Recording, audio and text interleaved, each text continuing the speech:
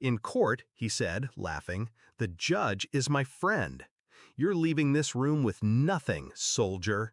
He wore the word like a sneer, soldier, as if service meant weakness, as if years of sacrifice made me disposable. My wife smirked, crossed her legs, didn't look at me. He's too scared to even speak. Look at him, she whispered. Not to me, to him. He slid a paper in front of me, his hand deliberate. The kind of move you make when you know the game's over. Sign it, now. I looked at the document. Property, pensions, custody of the dog I bought her the night I returned from overseas. Everything. Hers. He waited. She smiled. I picked up the pen and smiled back, just slightly, because I already knew how this ended.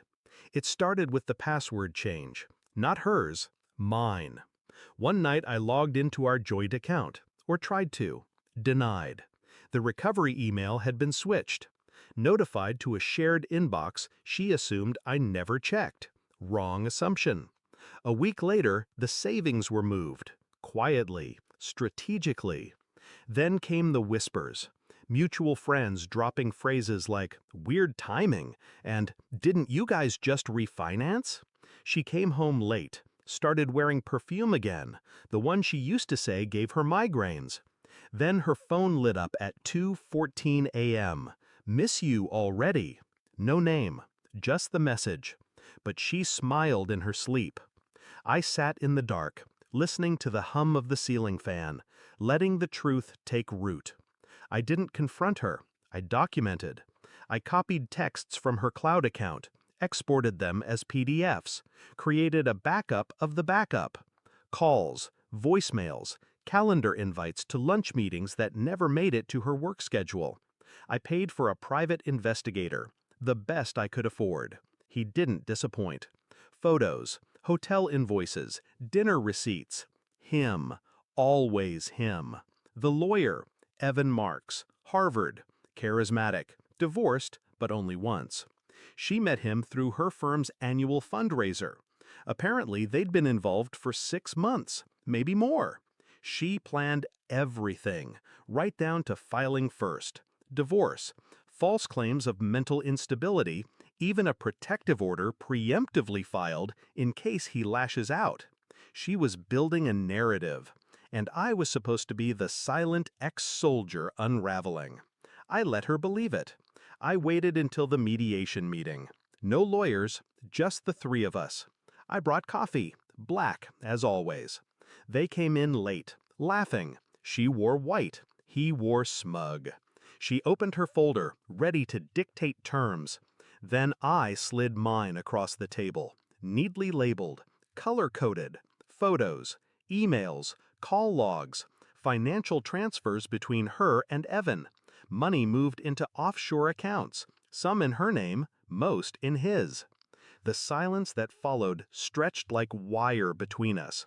She flipped through page after page, paled. He stayed quiet, for the first time since I met him. I leaned forward, calm. You should have known, I said. I don't fight with fists anymore. Court was public, so was the fallout. The evidence submitted sealed the outcome. Fraud, perjury, conspiracy.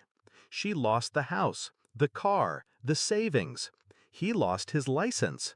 The judge, the one he called friend, recused himself. Too late to save them. I didn't scream, didn't gloat, just sat there while the court-appointed attorney read the ruling. Afterward, she followed me to the parking lot. You planned this, she hissed. You let me walk into it. I turned, met her eyes for the first time in months. No, I said. You ran into it. And then I left her there. White dress, ruined face, mascara bleeding into silence.